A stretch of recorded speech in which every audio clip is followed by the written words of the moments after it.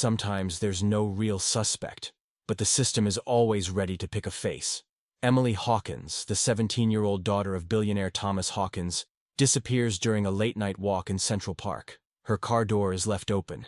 Her phone lies in the grass. The only sound in the darkness, blaring sirens approaching from every direction. Police flood the scene.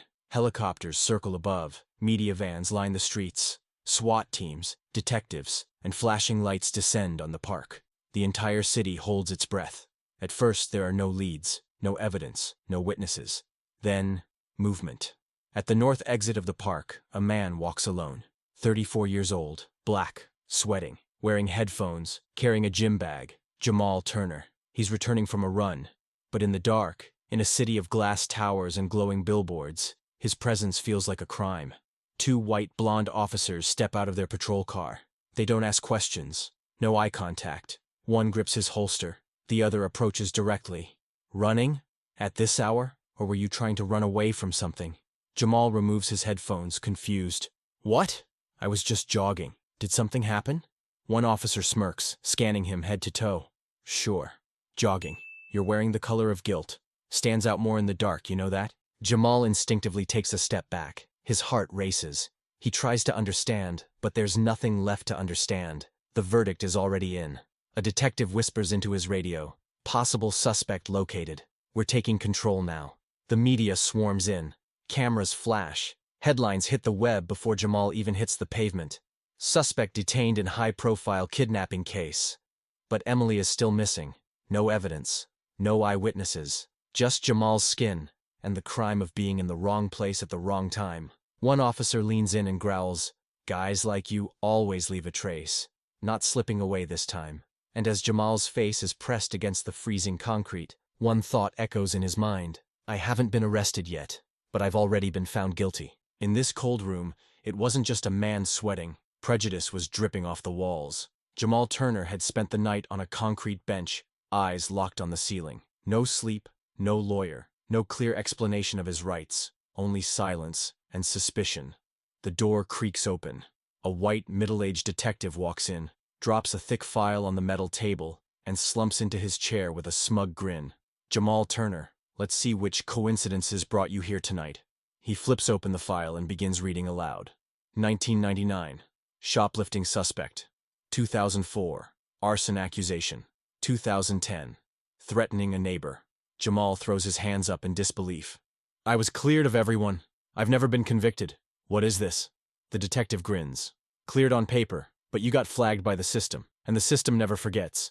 With a black past, there's no such thing as a clean future. There are no cameras, no justice, just venom in the air. Jamal's voice cracks. You arrested me without a shred of evidence. No motive, no witness, just me, just who I am. The detective shrugs, still smiling. Guys like you don't need a motive. Your face is the connection. Just then, another officer walks in, laughing as he tosses a paper on the table. Got a new witness. Says he saw him running in the park. Said he looked suspicious. Jamal clenches his fists.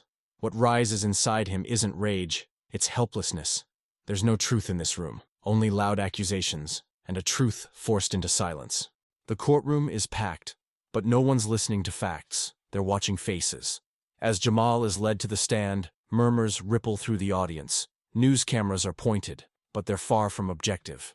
The jury, white, elderly, detached, refuse to meet his eyes. Judge Philip Rawson, gray-haired with a hard-set expression, leans back in his chair. His voice carries more prejudice than authority. In times of fear, swift justice is not a luxury. It's a necessity. Safety must outweigh sentiment. The prosecutor stands tall, waving documents for dramatic effect. Jamal Turner was found near the scene. We have witness testimonies. A man with a shady past, odd behavior. Draw your own conclusions. Jamal's court-appointed attorney rises, nervous, but firm. My client does not know Emily Hawkins. There is no solid evidence against him. He is innocent. But the judge slams the table. Counselor, emotional appeals have no place here. We deal in facts, not feelings. A so-called eyewitness is called to testify. He claims to have seen Jamal running in the park. His eyes dart nervously. His voice is weak. But in this courtroom, it's enough. The prosecutor's final line cuts like a blade. Sometimes crime isn't committed in the past. Sometimes it lives in the shadow of a man's skin. Silence fills the room. Not the silence of justice, but the silence of a verdict already written. Jamal doesn't lower his head. He doesn't blink. Instead, he tells himself, "I'm not defending my innocence here. I'm defending my color." The courtroom is still packed, but now the air is heavier, more suffocating. The decision already seems written in the eyes of everyone present. And yet, Jamal remains at the defendant's table, still standing, still alone. The prosecutor rises with what he calls his final blow. The next witness is a former private driver for Emily's family. His gaze is foggy, his voice mechanical, as if rehearsed. "A few days before the girl went missing, I saw this man near their house. His look, it made me uneasy." Jamal jumps up, his voice bursting with anger. "I've never even been near that neighborhood. That's a lie. This is—" Judge Rawson slams his gavel down. "Enough. One more outburst, and I'll have you removed from this courtroom." Jamal takes a deep breath.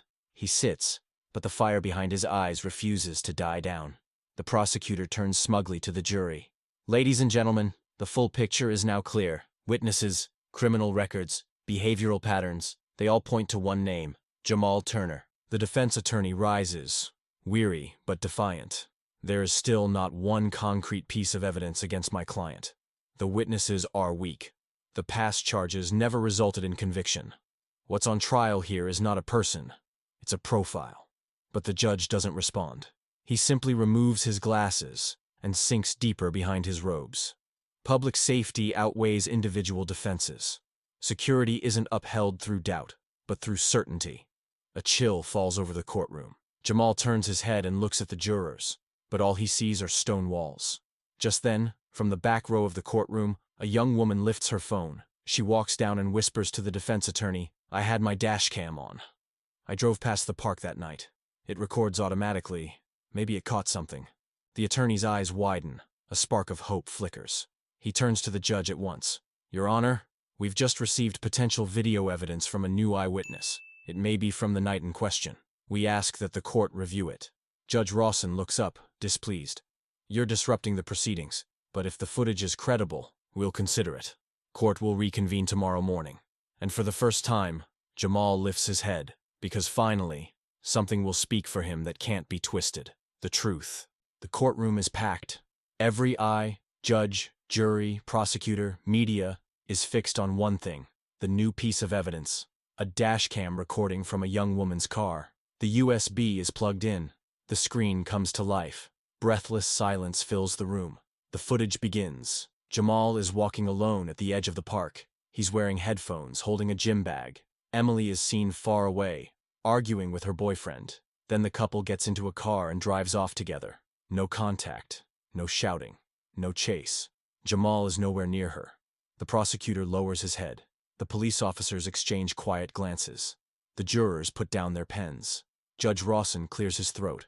For the first time, his voice is not firm but shaky, with shame, not certainty. This footage contradicts the witness testimonies presented earlier. "Jury, please deliver your verdict." The jury four-person rises. "In the case of Jamal Turner, we find the defendant not guilty, unanimously."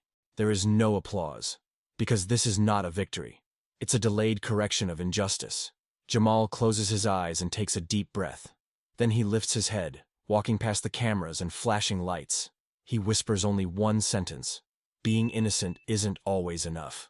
If you're born with the wrong skin, no one listens." And he walks out. What he leaves behind is more than a courtroom. It's a truth the system couldn't silence.